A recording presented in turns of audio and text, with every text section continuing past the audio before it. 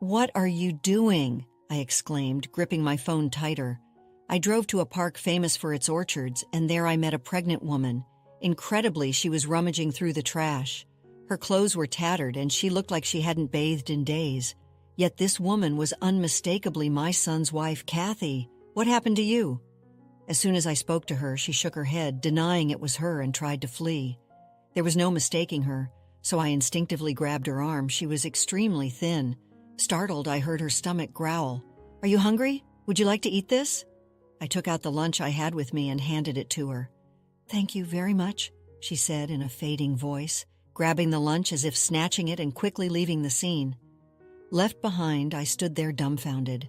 She looked exactly like Kathy. Distressed by the sight of a pregnant woman who resembled my daughter-in-law and was hungry, I took out my smartphone from my bag and called Wally, my son. "Keith, I just met Kathy at a park about an hour away from your house." "Huh? What are you talking about? She just gave birth. I was about to contact you." Wally happily talked about how the baby boy born just a short while ago looked like him and firmly denied that it was his wife. But wasn't her due date still a month away? Early births happen all the time, even for her first child. Somehow. Unsatisfied, I pressed on. "Hey, cut it out. Aren't you happy your grandson was born?" "That's not it at all." "I'm sorry, stop talking nonsense. There are plenty of people who look alike. Of course, I'm thrilled about the birth of my grandson, but..." I couldn't shake off the scene I had just witnessed, and I ended up mentioning that I gave the lunch away. "What are you doing, you old lady? You fell for a lunch scam. Don't go to that park again. Next time they'll strip you bare." How rude, what a thing to say. Keith didn't seem to care that I was upset and continued in a cheerful tone throughout the call. "Does this mean that it's true my daughter-in-law gave birth and I mistook the pregnant woman at the park for her?" Feeling like I was tricked by a fox, I fell silent. Asterisk. Maybe now that Dad's retired and Mom's 63, she's finally starting to lose it. Ho, that's not true at all. Fine, I'll go see Kathy's child myself. Irritated by his tone, I ended the call with Keith and drove about an hour. I had asked my daughter-in-law which hospital she was giving birth at, and I safely arrived there using navigation. There Keith was, looking around at the entrance, waiting for me. "Did you wait for me?" "Well, actually the delivery took a while, and Kathy's condition, because of this, I was told that visitation wasn't possible right now. Since I came all this way, I couldn't just return home without seeing my grandson." Keith took me to the newborn room and showed me the baby briefly through the glass. "He's adorable." "Well, he's my son after all. And how is Kathy doing?" "Well, she should be fine." While I didn't want to insist on meeting her right after giving birth as she was tired, something about Keith's demeanor caught my attention. Back home, as I was preparing dinner, I kept thinking about the incident in the park. But really, who did I meet? Kathy's only relative is her father, and it doesn't seem like she has any sisters. Moreover, having met my son and his wife several times over the 3 years they've been married, there's no way I could have mistaken Kathy. They say there are at least 3 people in the world who look exactly like us, so it must have been a case of mistaken identity after all. Despite telling myself that, a new question arose. Why was a woman with a big belly rummaging through trash in the park? Worried, I woke up early in the morning and went to the park, hoping to meet the woman who looked just like Kathy. However, I couldn't find a pregnant woman with a big belly, and despite visiting several more times, I never saw her again. Over 10 days had passed, and I was about to give up, thinking she might no longer be there when I stopped by a convenience store on my way home. "She's here!" There she was. The woman who looked just like Kathy. However, out of hunger, she was caught by a clerk for shoplifting a lunch and was being held by the arm so she wouldn't escape. "I'm going to turn you into the police." The clerk's voice was filled with anger, and she trembled while tears formed in her eyes. Seeing this, I instantly stepped in front of her. "Oh, I'm sorry. Were you mistaken for a shoplifter?" Excuse me, sir. My daughter-in-law forgot her purse, so I came to deliver it. I'll pay right away. How much is it?" Suspicious as I pulled out my wallet at the register, the clerk scratched his head and scolded her in a stern voice, looking quite embarrassed. The woman could only lower her gaze and cry, so I kept apologizing on her behalf until the clerk was finally convinced. "Come on, let's go." As I left the store, she obediently followed behind me. "Thank you," She apologized in such a quiet voice that I almost missed it, but her stomach was growling again, possibly from hunger. No need to cry anymore. I'll give you this in return. Let's have a little chat. The woman hesitated for a moment, but her hunger probably won out. She nodded slightly. First, without saying a word, I had her sit on a bench in the nearby park and eat the lunch, which she devoured eagerly, almost choking. Asterisk. She looks exactly like Kathy. While I was checking on her, I found a familiar birthmark on the nape of her neck. It was shaped like a rather distinctive flower. Asterisk, same place, same birthmark, and even the same shape. It can't just be a coincidence. But if she ran away again, that would be it. So I controlled my eagerness not to startle her. It looks like you're pregnant. Are you about to have the baby soon? The woman nodded, rice grains sticking to her cheek. When I asked why she was living this way, she started to tell her story bit by bit as I asked her questions that got to the bottom of the matter. She told me that she was originally in the mountains, but it took her many days to reach the park and make a living. As I gently smiled and listened without interrupting, she gradually began to open up. That's tough, isn't it? I empathized with her, nodding along as she spoke. Then, with tears welling up in her eyes, she began to reveal more about her dire situation and how fortunate I found her. The more I heard, the more pitiful it seemed, and it also uncovered some frightening truths, leaving me stunned. I can't just leave you like this. Come stay at our house. However, the anxious woman looked perplexed and covered her mouth as if she had said too much by accident. Don't worry, I'll make sure you and your baby are safe. When I looked into her eyes and held her hand tightly, she felt reassured and finally agreed. After taking her home, my husband Jerry was quite shocked, but once I explained the situation, he understood and wanted to help her as well. Then he made a call to a certain place. From Jerry, I was able to obtain some shocking information. A few days later, thinking that Kathy must have given birth and left the hospital with a baby by now, I pressed Keith's number on my smartphone. I'm bringing a baby shower gift to Keith's house. Oh, she's gone back to her hometown now. Why? Kathy shouldn't have a place to return to, right? Then Keith suddenly became flustered and spoke rapidly. What are you talking about, Mom? Have you gone senile? Seriously, spare me the dementia talk. Oh, was I mistaken? I opened the front door while still on the phone, suddenly seeing his own house's door open and me standing there. Keith was momentarily stunned. I had been calling from right in front of Keith's house. Mom, why? That's why I said I was coming. It's careless not to lock the front door. I'm coming in. As I entered without waiting, there was Keith and an unfamiliar woman. So, who is this person? Don't just barge in. A lot is going on here. Why is she holding the baby? As I bombarded him with questions, Keith scratched his head and sighed. Then he looked at me as if he had made up his mind to do something. I was going to talk about this later. This is Victoria, my new wife. What?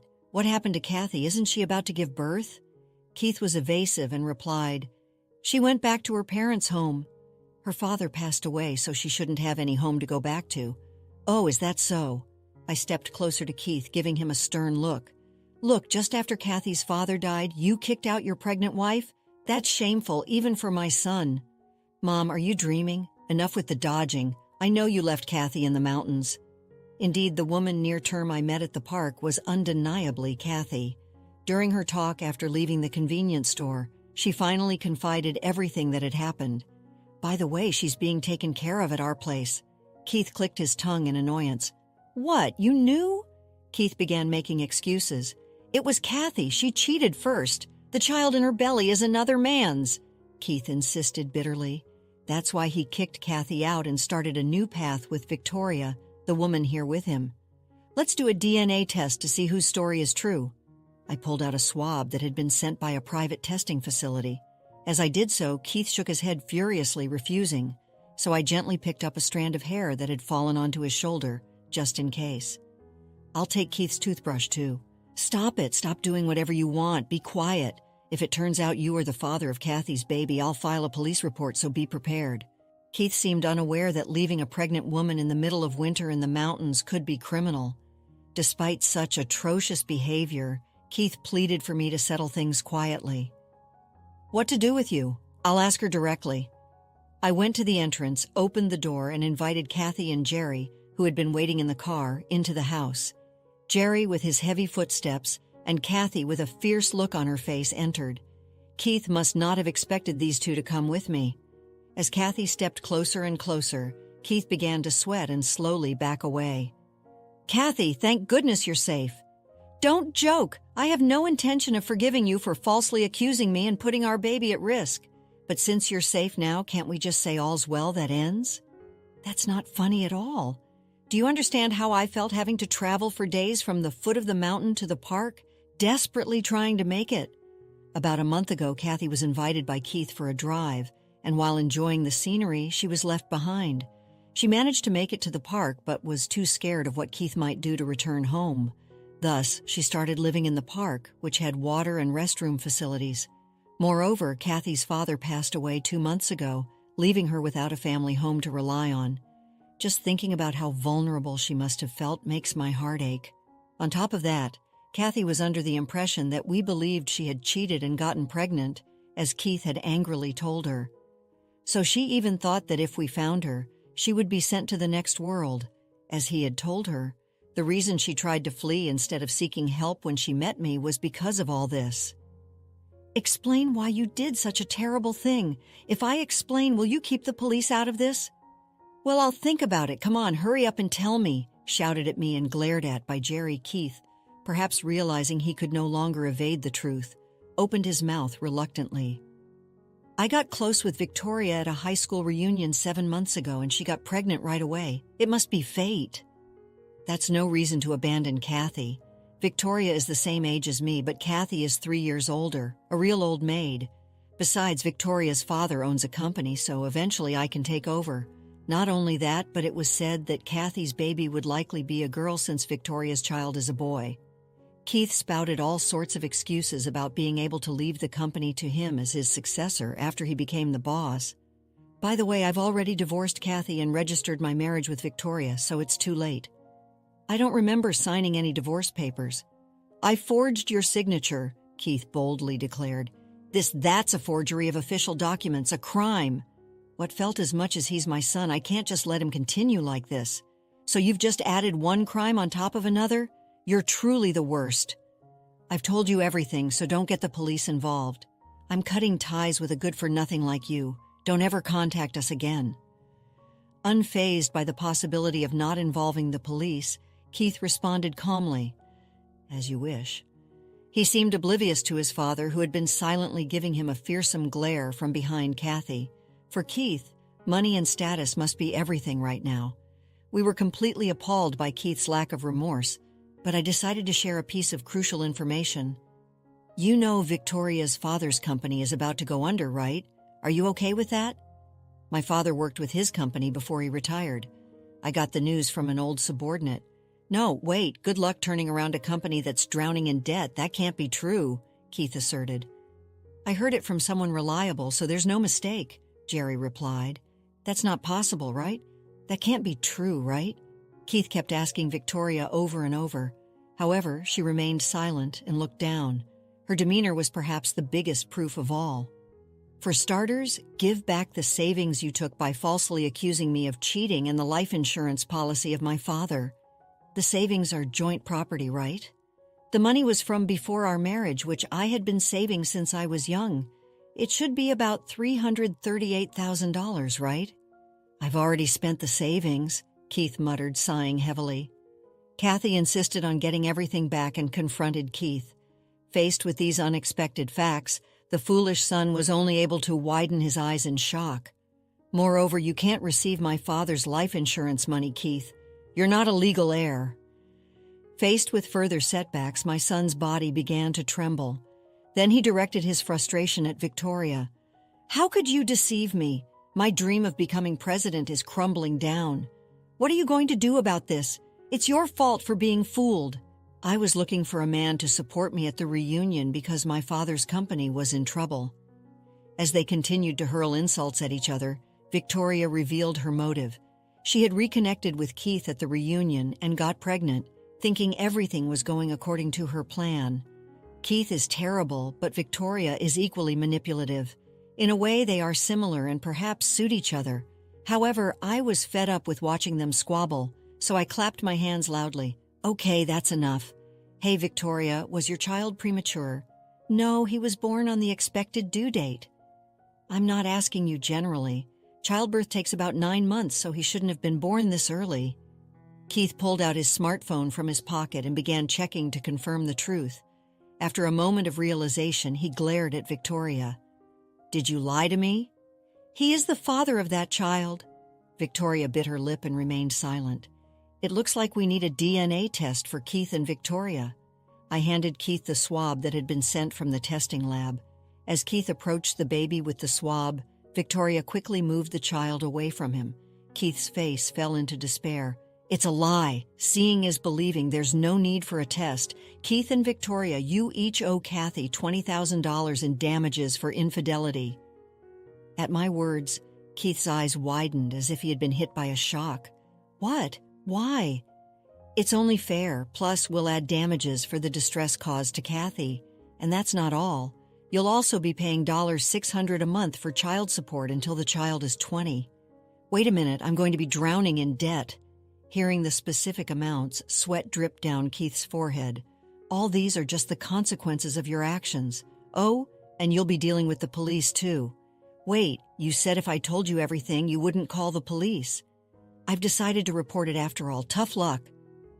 Terrified of being arrested, Keith fell to his knees and begged me for mercy. Mom, please forgive me. You're apologizing to the wrong person, Kathy. I'm truly sorry. Please forgive me. Keith quickly turned around and bowed his head to the floor, but such frivolous words were not going to convince Kathy. Behind Kathy, Jerry, with a face like a demon, continued to glare at Keith. Then Keith began to say something unexpected. Dad, you're a man too. You must have cheated once or twice, right? I haven't. Don't lump me in with trash like you. Jerry leaned in close to Keith, furrowing his brow, and spoke in a firm, low voice. Realizing no one was on his side, Keith collapsed weakly to the ground. Please help me. Endangering Kathy and her unborn child during pregnancy is an incredibly serious crime. I'll change myself. I'm not going to listen to you anymore. Oh, I see red lights approaching. Thanks for the great timing with the call, Dad. Keith, assuming I hadn't yet called the police, widened his eyes in shock. At that moment, Victoria tried to seize the opportunity to escape, but Jerry quickly apprehended her. You're not getting away on your own. You'll have plenty of time to reflect behind high walls. Without any chance to resist, realizing it was over, I handed Keith and Victoria over to the police. After being interrogated by the police, Keith and Victoria were charged with conspiring to put Kathy and her unborn child in danger, resulting in serious charges. Additionally, Keith was charged with forgery for faking the divorce papers. I arranged for a legal professional to sell the couple's house, which was under mortgage but managed to break even. Keith was made to agree to pay a total of $30,000 for infidelity and emotional distress, plus Kathy's $338,000 savings and $600 monthly for child support. Victoria was charged the same amount for infidelity and emotional pain. Victoria's father's company went bankrupt quickly, so both Keith and Victoria would have to find whatever work they could, once outside, to make their payments. Oh, and by the way, it turned out that Victoria's child was from another classmate, and the biological father agreed to raise the child. Thankfully, the child was spared any misfortune.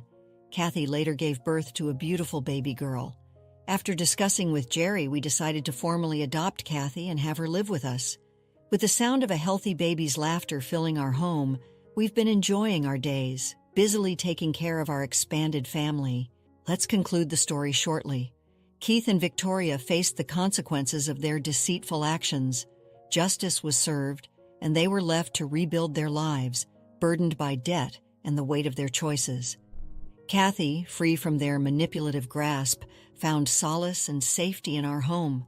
With her newborn daughter nestled in her arms, surrounded by the love and support of our family, she began a new chapter. The echoes of Keith's betrayal faded, replaced by the joyful cries of two little ones. Our home, once quiet, now brimmed with the chaotic symphony of family life, a testament to the enduring power of love and forgiveness, and a reminder that even in the darkest of times, hope can blossom anew. After experiencing the full journey of our story, we'd love to hear your thoughts. How did the story resonate with you? Don't forget to like, subscribe, and stay blessed. Thank you for watching and see you in the next story.